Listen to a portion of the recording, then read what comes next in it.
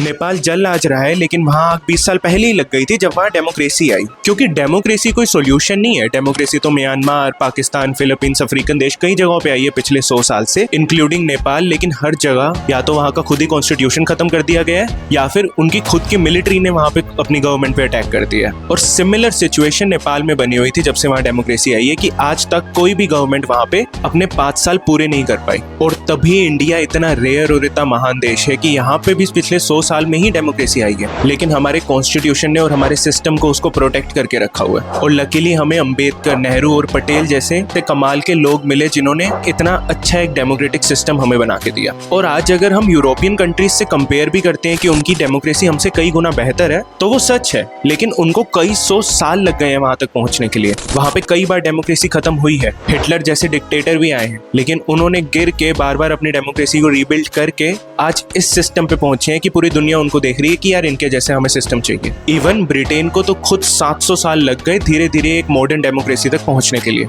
और आज नेपाल में भी वही चल रहा है कि वो लगातार लड़ के अपनी डेमोक्रेसी को इम्प्रूव करते जा रहे हैं। But India is so rare कि we got it right in the first attempt. और इवन हम भी नेपाल से सीख सकते हैं कि भाई डेमोक्रेसी जो हमें मिली भी है वो कोई एक दिन का गिफ्ट नहीं है। इसके लिए हर रोज लड़ना पड़ता है, इसके लिए कोशिश करनी पड़ती है कि ये इम्प्रूव होती रहे। और एक चीज जो आई बिलीव सबसे ज्यादा नेपाल के फेवर में काम करी वो देयर मीडिया, कि उनकी मीडिया ने भी उस प्रोटेस्ट को सपोर्ट किया। जबकि इंडिया के अंदर तो जो लोग सपोर्ट करते हैं एक्चुअली उन्हीं को एंटी नेशनल घोषित कर दिया जाता है। बट एक्चुअली में जब आप इनजस्टिस की वजह से अपनी गवर्नमेंट के अगेंस्ट प्रोटेस्ट करते हैं, that is the most patriotic thing you can do. So yes, India was very lucky, but we need to learn from Europe and Nepal that the fight is never really over. बाकी if you are interested in finance and economics तो follow करके जाना।